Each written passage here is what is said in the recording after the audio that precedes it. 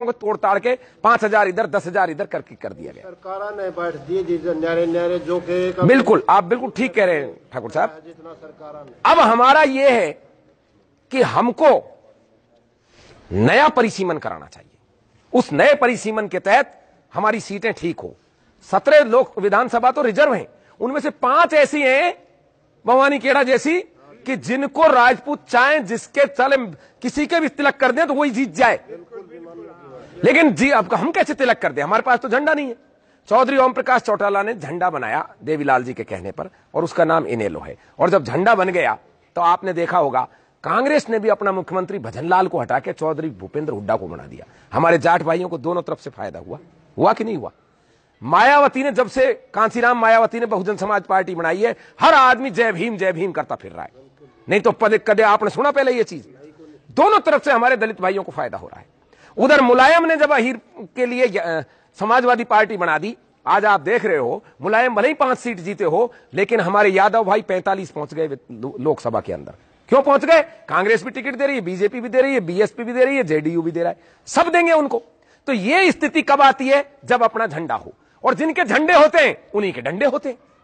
भाई जिनका झंडा होगा उन्हीं का तो डंडा होगा।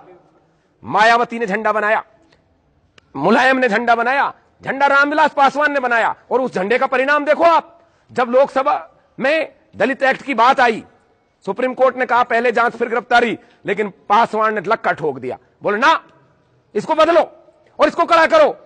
और मोदी जी जैसी सशक्त सरकार को दबाव में आकर हमने देखा पिछले वर्ष उन्होंने बदल दिया उसको। यह फर्क होता है झंडे का। हमने भी बहुत बड़े बड़े आंदोलन किए, पद्मावती वाले मुद्दे पर पूरा देश का क्षत्रिय रोड पर था, इस गांव के भी थे, सभी गांवों के लोग थे। लेकिन क्या वो फिल्म रुकी? नहीं रुकी। क्यों नहीं रुकी? क्योंकि हमारा कोई झंडा ही नहीं था जो अपना डंडा खींचता।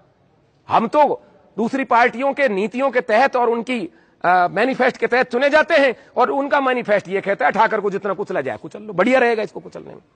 आज वो भंसाली फांसी पे होता यदि हमारा भी झंडा होता तो, लेकिन आज वो भंसाली हमने देखा राष्ट्रपति भवन में मोदी जी के शपथ ग्रहण समारोह में गया था, हमको चिढ़ा रहा था।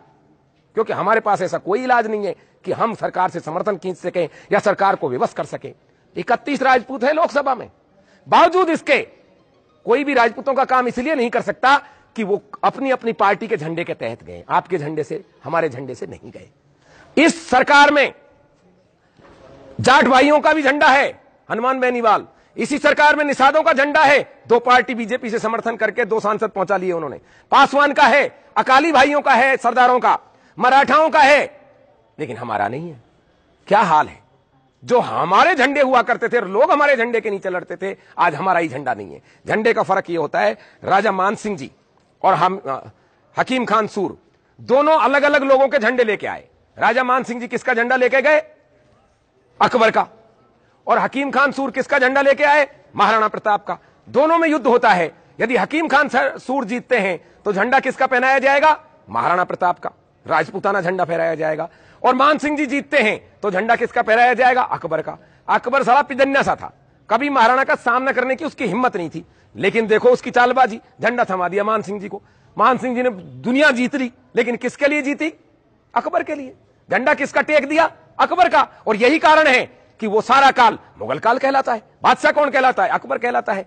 ये झंडों की लड़ाई है। आज भले ही हमारे 31 राजपूत हों वहां, लेकिन वो हमारे झंडे के नहीं है, किसी और झंडे के हैं।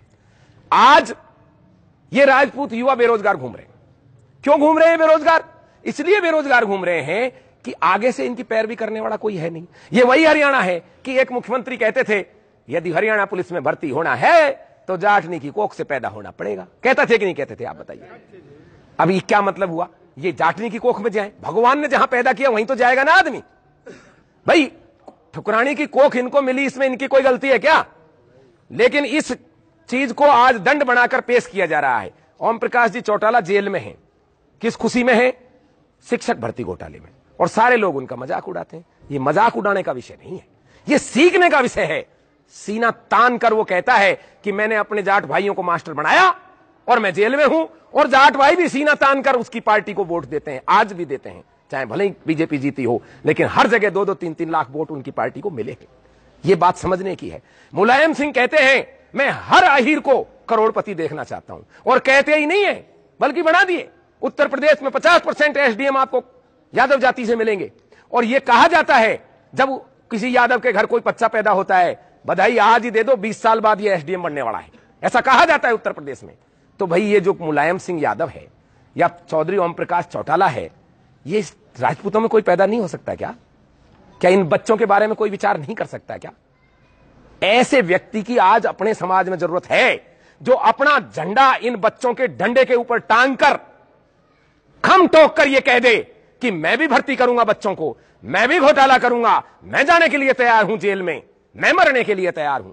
ऐसे व्यक्ति की एक दरकार है कि नहीं? यहां जरूरत है या नहीं बताइए? यदि जरूरत है तो क्या अपने पास है नहीं ऐसा व्यक्ति? समाज को एक करने के लिए, एक झंडे के नीचे लाने के लिए एक ऐसा व्यक्ति चाहिए जिसकी सब मान्यता रखें, जिसका सब आदर करें, सम्मान करें, स्नेह करें। हमारे अनेक सामाजिक संगठन हैं और पूरे शक्तिवान हैं। 5 लाख की भीड़ इकट्ठी हो गई आनंदपाल फेक एनकाउंटर में, लेकिन कोई भी नतीजा इसलिए नहीं निकला क्योंकि हमारे पास कोई राजनीतिक शक्ति या सत्ता में हमारी भागीदारी नहीं थी।